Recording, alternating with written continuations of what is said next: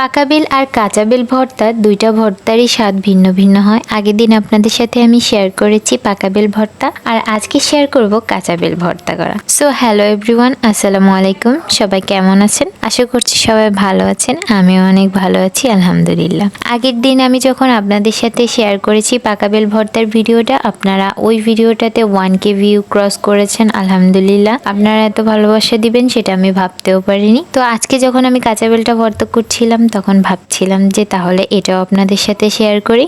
এখানে আমি 4টা শুকনো মরিচ টেলে নিয়েছিলাম এবং কদবেলটা কুড়ানি দিয়ে কুড়িয়ে নিয়েছিলাম। তারপর নিয়েছিলাম চিনি, তারপর নিয়েছিলাম লবণ, দেন এগুলো আমি চটকে খুব ভালোভাবে মেখে নিচ্ছিলাম।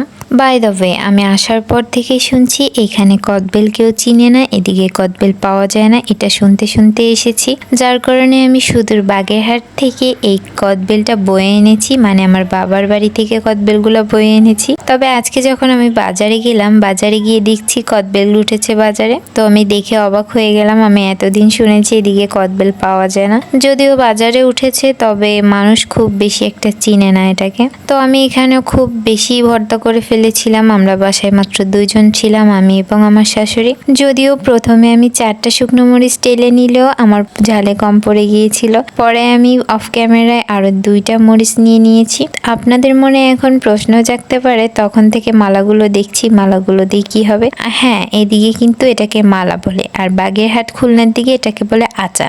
আমরা এই বেল ভর্তা করে এই আচাই করে হাতে করে নিয়ে ছোটবেলায় ঘুরে ঘুরে খেয়েছি, সেজন্য আমি এগুলো রেখে দিয়েছিলাম। তবে হ্যাঁ, এতখানি কদবেল কিন্তু আমরা দুজনেই খাইনি, আমাদের পাশের বাসায়ও আমরা শেয়ার করে খেয়েছি, এবং আমি আচাই করে নিয়ে পুরো বিল্ডিং হেঁটে হেঁটে খেয়ে বেরিয়েছি। তো সবাই জানাবেন ভিডিওটা কেমন লাগলো। আল্লাহ হাফেজ।